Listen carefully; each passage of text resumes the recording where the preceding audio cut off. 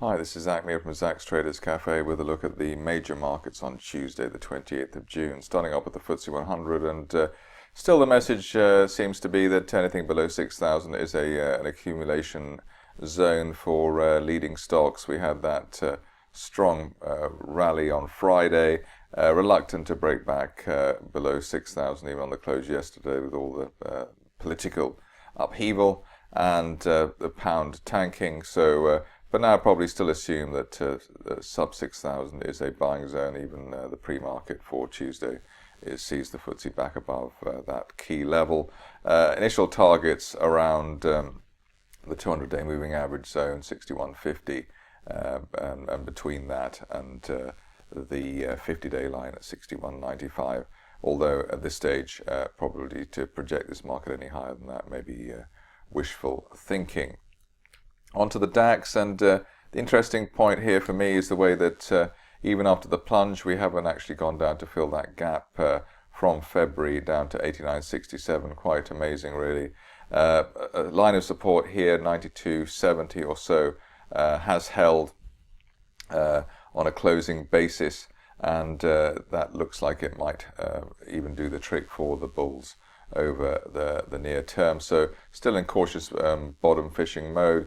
If you are cautious of this market, maybe wait for a break back below, rather above the initial June support of 94.32 as a buy signal, but otherwise towards 9200 really at this stage, and the floor of this rising January trend channel looks to be the place to go long. As far as the upside is concerned, up to 97.50 or so, which is the area of the 10-day moving average. Onto the US markets, and perhaps, if anything, they look rather worse than the European ones at the moment, which is somewhat ironic. We've broken out of this topping formation here, multiple top here for the Dow, and really well below the 200-day moving average at 17.239.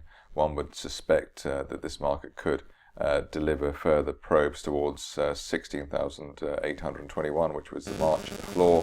But I do suspect that there will be intervention of one kind or another, either Buffett buying something or some other central bank puffery in order to prevent the market falling down quite as sharply as it should. Really, it should go all the way back down to 15,500 again, and it would be surprising if it were allowed to do that. The big buy signal here, really an end of day close back above the 200-day line. On to the S&P, and similar situation here. No support really for this market between 2,000 and down to 1,900, as you can see from the type of rebound we had from February. End of day close back above 2021 rather, the 200-day moving average should be enough to get us back in gear as a buying opportunity. Overnight futures we've got at the 2,000 level as well, so at this stage a little bit early to be looking for recovery, but just be wary of a rebound from the 2,000 zone at this stage. Onto the Nasdaq, which probably the worst of the bunch on the US front. That candle from Friday really was quite nasty and has delivered on the downside.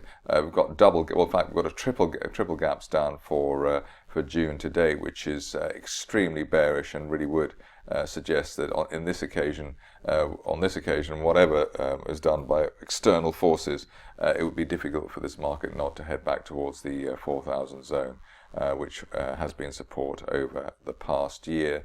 Only back above the 4,300 zone, which is the neckline support since March, would really delay the downside scenario and a move towards 4,000 for the Nasdaq.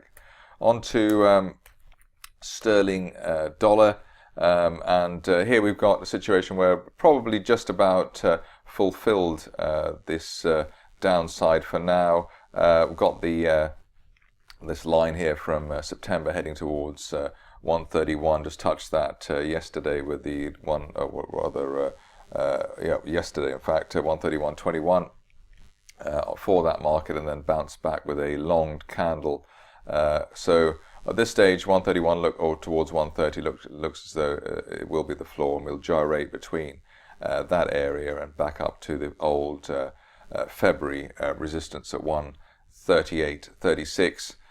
Probably if you want to tighten that up, that range, 135.20 would be the initial area to go short as a range play from 135 to 130 or so.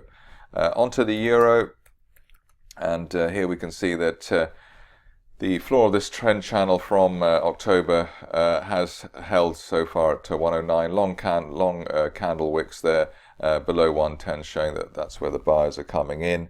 That gives us an initial target at 110.97 at the 200-day moving average, but only back above that feature would really suggest that we're back in the range up to 114. On to dollar yen, which staged another miraculous recovery. That long wick from Friday below 100 down to 99 even looks like it was a bit of a blip, and the real support here is towards the 101, 101.50 area.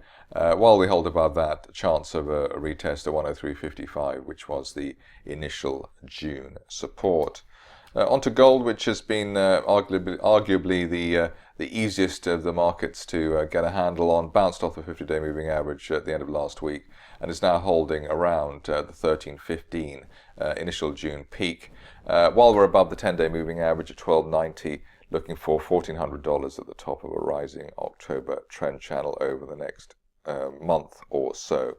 That's it for me. More updates at the same time tomorrow.